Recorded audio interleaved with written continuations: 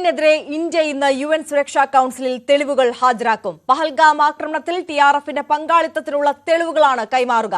മനു ഭരത് കൂടുതൽ വിശദാംശങ്ങളുമായി നാഷണൽ ഡെസ്കിൽ നിന്ന് നമുക്കൊപ്പം ചേരുകയാണ്. മനു, പാകിസ്ഥാൻ പാലൂട്ടി വളർത്തുന്ന ഭീകരവാദത്തിന്റെ വ്യക്തമായ തെളിവുകൾ അക്കമിട്ട് ലോകത്തിന് മുമ്പിൽ നിരത്തുകയാണ് ഇന്ത്യ. വിശദാംശങ്ങൾ.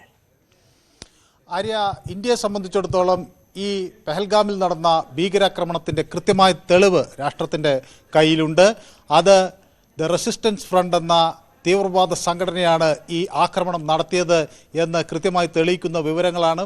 മാത്രമല്ല, ഈ സംഘടനയുടെ ഒരു തലവൻ നേരത്തെ വെടിയേറ്റ് മരിക്കുകയും ചെയ്തിരുന്നു. സൈന്യം നടത്തിയ ഓപ്പറേഷൻ കെല്ലറിലാണ് ഈ തലവനെതിരെ അല്ലെങ്കിൽ TRFിൻ്റെ കമാൻഡർക്കെതിരെ ഒരു ആക്രമണം നടത്താൻ സൈന്യത്തിന് കഴിഞ്ഞത്. ഇങ്ങോട്ട് വെടിയുതിർത്ത സാഹചര്യത്തിൽ തിരിച്ചു വെടിവെക്കേണ്ടിയും വരികയാണ്. ഏതായാലും ഈ റെസിസ്റ്റൻസ് ഫ്രണ്ടിന് കൃത്യമായ പങ്കുണ്ട്. ഇത് ആസൂത്രണം ചെയ്ത് നടപ്പിലാക്കിയത് റെസിസ്റ്റൻസ് ഫ്രണ്ടാണ് എന്ന് ഇന്ത്യ കൃത്യമായ തെളിവുകൾ ശേഖരിച്ചിട്ടുണ്ട്. ഇത് ഐക്യരാഷ്ട്രസഭയുടെ സെക്യൂരിറ്റി കൗൺസിലിന് മുന്നിൽ വെക്കുക എന്നതാണ് അടുത്ത ദൗത്യം. അത് ഇന്ന് തന്നെ ഉണ്ടാകും എന്ന സൂചനകളാണ് ലഭിക്കുന്നത്. അതോടൊപ്പം തന്നെ UNSCRന്റെ 1267 സാങ്ഷൻസ് കമ്മിറ്റി മീറ്റിംഗിൽ ആണ് ഇത് വയ്ക്കുക. ഈ 1267 സാങ്ഷൻസ് കമ്മിറ്റി എന്നത് തീവ്രവാദത്തിന് എതിരെയുള്ള ഒരു സമിതിയാണ്. പ്രത്യേകിച്ച് ഈ അൽ-ഖയ്ദയും അതുമായി ബന്ധപ്പെട്ടുള്ള പ്രവർത്തനങ്ങളും പരിശോധിക്കുന്നതിന് വേണ്ടി രൂപം നൽകിയ ഈ സുരക്ഷാ സമിതിയുടെ ഒരു പ്രത്യേക സംവിധാനമാണ്. ഈ സംവിധാനത്തിന് കീഴിലായിരിക്കും രാജ്യം ഈ തീവ്രവാദത്തെ സംബന്ധിച്ചുള്ള വിവരങ്ങൾ കൈമാറുക. ഒപ്പം തന്നെ പാകിസ്ഥാൻ നിരന്തരമായി തീവ്രവാദത്തെ പാലൂട്ടി വളർത്തുകയാണ് എന്ന് ഇന്ത്യ ആരോപിച്ചിരുന്നു.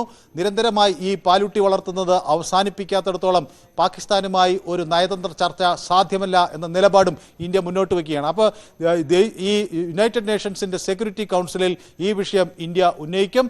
വളരെ ശക്തമായി തന്നെ ഒരു നിലപാട് എടുക്കണം എന്നാവശ്യപ്പെടുകയും ചെയ്യും. ഇതിൽ നോൺ പെർമനന്റ് മെമ്പറായി ഇത്തവണ പാകിസ്ഥാൻ ഉണ്ട് എന്നത് വളരെ ഗൗരവത്തിൽ തന്നെ ഇന്ത്യ കാണുന്നു. മറ്റ് രാജ്യങ്ങളുടെ പിന്തുണ ഈ ഘട്ടത്തിൽ ലഭിക്കും എന്ന ഒരു പ്രതീക്ഷ കൂടിയാണ് രാജ്യത്തിനുള്ളത്. തീർച്ചയായും മനു ഭരത്താണ് വിവരങ്ങൾ നൽകിയത്. TRFിനെതിരെ ഇന്ത്യ ഇന്ന് UN സുരക്ഷാ കൗൺസിലിൽ തെളിവുകൾ ഹാജരാക്കും എന്നുള്ളതാണ് ഏറ്റവും പ്രധാനപ്പെട്ട വാർത്ത. പാകിസ്ഥാന്റെ അണുവായുധ കേന്ദ്രങ്ങളിൽ ഇന്ത്യൻ വ്യോമസേന നടത്തിയ ആക്രമണത്തിൽ പകച്ചാണ് പാകിസ്ഥാൻ വെടിനിർത്തലിന് തയ്യാറായതെന്ന് പ്രതിരോധ രംഗത്തെ വിദഗ്ധനായ Tom Cooper.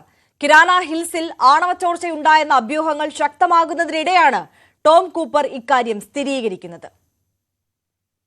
We have seen evidence of India intensifying its strikes, striking Pakistani air bases, and then also strong indication of India concluding the operation by striking major nuclear weapons facilities inside Pakistan.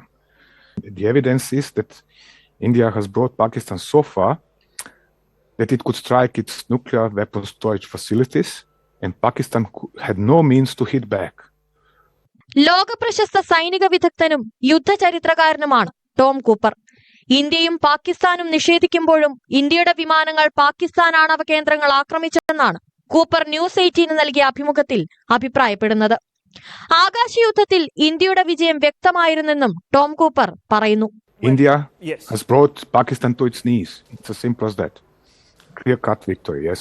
വെടിനിർത്തൽ നിലവിൽ വന്ന് 2 ദിവസം കഴിയുമ്പോൾ സംഘർഷത്തിന്റെ കൂടുതൽ വിവരങ്ങൾ പുറത്തു വരികയാണ്. ആക്രമണത്തിൽ പാകിസ്ഥാൻ വ്യോമസേനയുടെ 20% സൗകര്യങ്ങൾ തകർക്കപ്പെട്ടു. പാകിസ്ഥാനിലെ 1 ഡസണിലധികം സൈനിക താവളങ്ങൾ നശിപ്പിക്കപ്പെട്ടതിൽ പകുതിയിലേറെയും വ്യോമതാവളങ്ങളാണ്. സിന്ധിലെ സുക്കൂർ, റാവൽപിണ്ടിയിലെ നൂർഖാൻ, തെക്കൻ പഞ്ചാബിലെ റഹീം യാർ ഖാൻ, സർഗോധയിലെ മുഷഫ്, വടക്കൻ സിന്ധിലെ ജേക്കബാബാദ്, ബോളാരി എന്നിവിടങ്ങളിലെ വ്യോമതാവളങ്ങളിൽ കനത്ത നാശമുണ്ടായതായി ഉപഗ്രഹ ചിത്രങ്ങൾ വ്യക്തമാക്കുന്നു. വിമാന ഹാങ്കറുകളും റൺവേയും അടക്കം പൂർണ്ണമായും തകർന്നതും വലിയ ഗർത്തങ്ങൾ ഉണ്ടായതും ദൃശ്യങ്ങളിൽ വ്യക്തമാണ്. സിന്ധിലെ ബൊലാരി വ്യോമതാവളത്തിൽ നടത്തിയ ആക്രമണത്തിൽ സ്ക്വാഡ്രൺ ഡീലർ ഉസ്മാൻ യൂസുഫ് അടക്കം 50 പേർ കൊല്ലപ്പെട്ടു. National desk news 18. ജമ്മു കശ്മീരിലെ ഷോപ്പിയാനിൽ നിന്നും വൻ ആയുധശേഖരം കണ്ടെടുത്തു. 3 ലഷ്കർ-ഇ-തൊയ്ബ ഭീകരരെ വധിച്ച സ്ഥലത്ത് നടത്തിയ തെരച്ചിലിലാണ് ആയുധശേഖരം കണ്ടെടുത്തത്. ജമ്മു കശ്മീരിലെ ഷോപ്പിയാനിൽ സൈന്യവുമായി നടത്തിയ ഏറ്റുമുട്ടലിനൊടുവിലാണ് 3 ലഷ്കർ-ഇ-തൊയ്ബ ഭീകരരെ വധിച്ചത്. തുടർന്ന് നടത്തിയ പരിശോധനയിലാണ് AK സീരീസിൽപ്പെടുന്ന തോക്കുകളും റൈഫിളുകളും ഗ്രനേഡുകളും ഉൾപ്പെടുന്ന ഉഗ്രശേഷിയുള്ള ആയുധശേഖരം കണ്ടെത്തിയത്. AK-47 തോക്കിൽ ഉപയോഗിക്കുന്ന വെടിയുണ്ടകളുടെ വലിയ ശേഖരവും കണ്ടെടുത്തു. ഷോപ്പിയാനയിലെ ഷൂക്കൽ കെല്ലറിലെ ഇടതൂർന്ന വനങ്ങളിലാണ് ഭീകരർ ഒളിച്ചിരുന്നത്. ഭീകരരുടെ സാന്നിധ്യം അറിഞ്ഞാണ് CRPF ജവാന്മാരും ജമ്മു കശ്മീർ പോലീസും ചേർന്ന് സംയുക്ത പരിശോധന നടത്തിയത്. ഓപ്പറേഷൻ കെല്ലർ എന്ന് പേരിട്ട ഓപ്പറേഷനിലാണ് പ്രാദേശിക കമാൻഡർ ഉൾപ്പെടെ 3 ഭീകരരെ വധിച്ചത്. ഭീകരത ഇല്ലാതാക്കാനുള്ള ദൌത്യത്തിൽ ഇന്ത്യൻ സൈന്യം അചഞ്ചലമായി തുടരുമെന്നും ശക്തമായി നേരിടുമെന്നും സേന വാർത്താക്കുറിപ്പിൽ വ്യക്തമാക്കി.